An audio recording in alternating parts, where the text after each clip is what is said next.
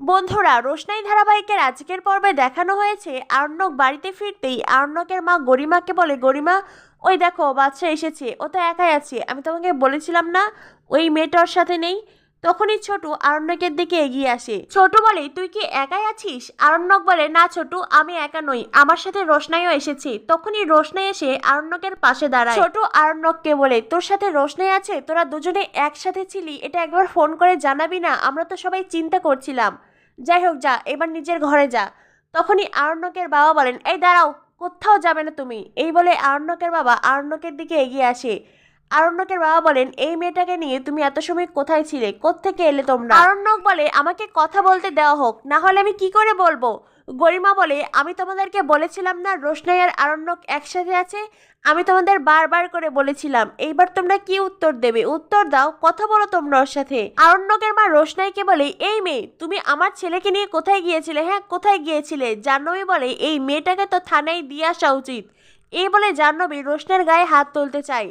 আরণ্যক বলে, একদম নয় মেম সাহেব, তুমি রোশনাইয়ের গায়ে হাত তুলবে না, তোমার সেই অধিকার নেই। গরিমা ভীষণ রেগে বলে, বা আরণ্যক বা, তুমি তো রোশনাইয়ের ভালো প্রোটেক্টর হয়েছে দেখছি।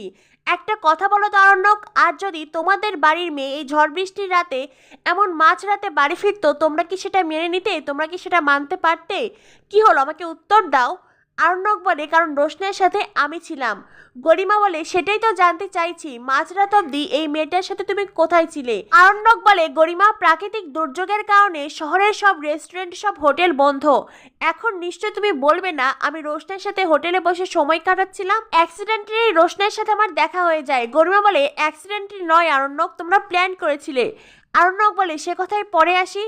রোশনাইয়ের সাথে আমার দেখা হয়, আর তারপরে আমার গাড়িটা নষ্ট হয়ে যায়, আমার গাড়িতে জল ঢুকে গিয়েছিল, তাই আমি চাইলেও সঠিক সময়ে বাড়িতে ফিরতে পারিনি। জাহ্নবী বলে, সবই তো বুঝলাম বাচ্চা, কিন্তু শুরুটা কোথায়? আমরা সেই শুরুটা জানতে চাই, বলো। আরণ্যকের মা সবাই একই প্রশ্ন করে। গরিমাও বারবার করে আরণ্যকের কাছে জানতে চায়। আরণ্যকের বাবা আরণ্যককে বলে, সন্তানরা মা বাবার গর্ব হয়, অহংকার হয়, আর তোমার কারণে আমরা লজ্জিত হচ্ছি। আরণ্যক বলে, বাবা, তোমার যদি সেটাই মনে হয় তাহলে আমাকে ত্যায্য করে দাও, আমি এই বাড়ি ছেড়ে চলে যাই। গরিমা বলে, তাহলে তো তোমার স্বেচ্ছাচারিতা করা আরো সহজ হবে, তাই না আরণ্যক? তুমি আরো ভালোভাবে স্বেচ্ছাচারিতা করতে পারবে। আরণ্যক বলে, গরিমা, তুমি আমার হবু স্ত্রী, তোমার সঙ্গে আমার বিয়ে হবে বলে আমি নিজের সব স্বাধীনতা বিসর্জন দিয়ে দেইনি।